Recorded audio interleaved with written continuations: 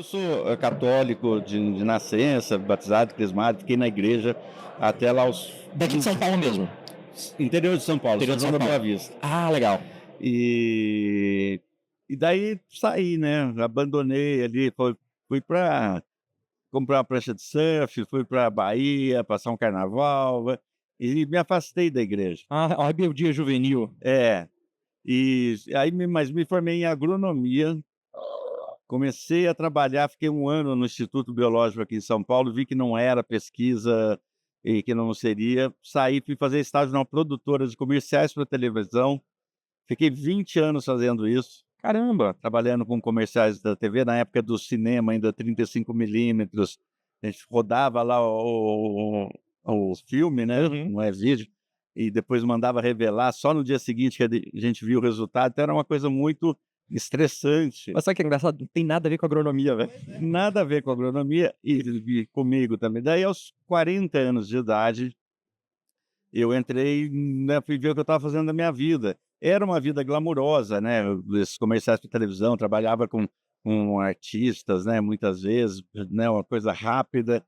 É o que eu gostava também da produção, né.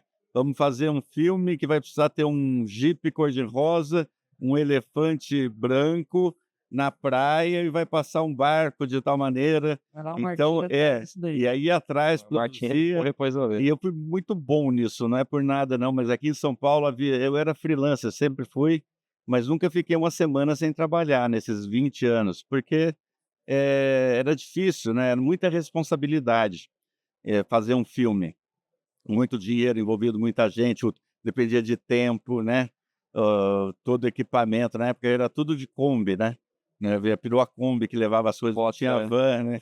Caramba, então assim, tecnicamente o senhor tinha se encontrado naquilo, estava feliz com o que estava Estava fazendo. felicíssimo, Olha porque era tudo tudo muito rápido, né. Você produzia o filme, chegava no máximo um mês trabalhando no projeto, mas era normalmente uma semana, montava o cenário no estúdio ou ia para a locação, aprovava a locação, contratava alguém para produzir figurino, locação, e aí fazia, entregava, estava Você pronto. gostava de filme ou você e entrou: "Ah, tive essa oportunidade Tive a e oportunidade, foi"?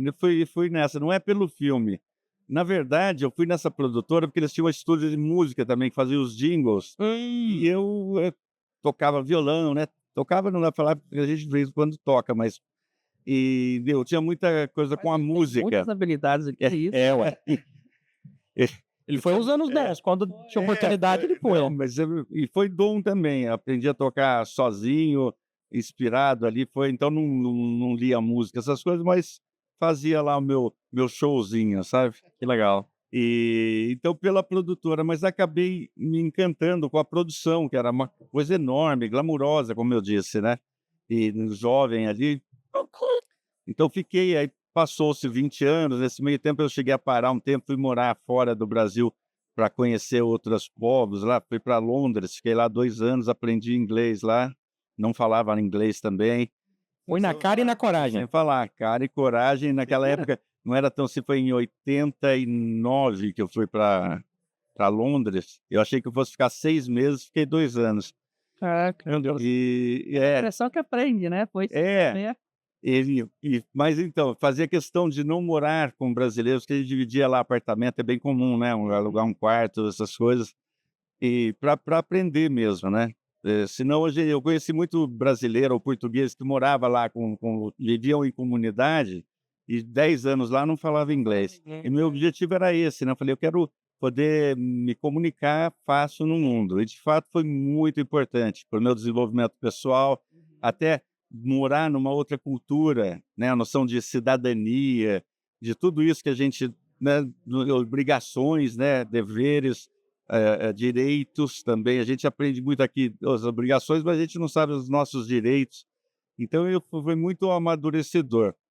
Enfim, fui dando esse giro, mas aos 40 anos eu fui perceber que eu não estava construindo nada na minha vida, para mim nem para ninguém, vivia dessa maneira glamurosa, né, não estava guardando, ganhando dinheiro para guardar, vivia muito bem, graças a Deus, mas foi perdendo sentido. Eu fiquei você ficar angustiado, já virou todo, sabe? Cheguei a ter uma crise de choro no estúdio.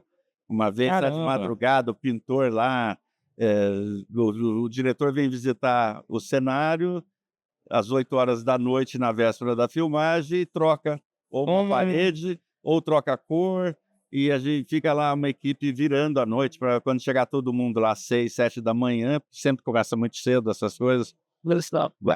E eu fui percebendo, aí falei, não dá mais, perde sentido. Eu falei, eu não estou fazendo nada, não tenho legado nenhum na minha vida. Até de relacionamento, então, atrapalhava muito, porque fim de semana, feriado, tinha uma filmagem. Às vezes não tinha filmagem, entrava um filme na quinta-feira para filmar sábado, domingo, eu não ia fazer a viagem. Então, os relacionamentos também, né, a namorada, por exemplo, não Foi durava. desgastando. Foi tudo desgastante. E graças a Deus eu fui atento a isso, né?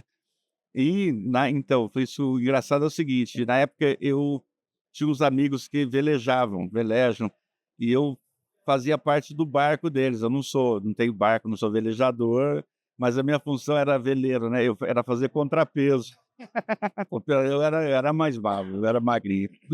E Nossa, ele tem um espírito muito aventureiro, né? não, eu ia buscar um veleiro na França, né, fazer parte de uma equipe para trazer para um brasileiro que comprou. Era o sabático que eu Peraí, o iria senhor fazer. saía de barco aqui no Brasil para buscar um barco na França? Não, eu iria de avião, E voltar. pegar a embarcação lá e trazer, porque o brasileiro comprou o barco. E aí voltaria de barco da França para o Brasil? Um veleiro, Tireira mesmo. realmente é uma coisa... Uma vela, né? Precisa do não tem vento. vento, o negócio não para, né? Meu Deus. Nossa, é muito aventureiro, gente. Mas acho eu que não tinha grandes riscos, o barco muito bom, era grande, etc. Mas eu falei, vou fazer um sabático dessa maneira, né? Mas eu não estava muito confortável também, porque eu vou ficar lá no espaço de 10 metros quadrados, com mais 4 pessoas que eu não conheço, tomando banho de água salgada, dormindo 2, 3 horas por noite para revezar, para continuar, o barco não para, né? Falei, bom, mas estava alguma coisa.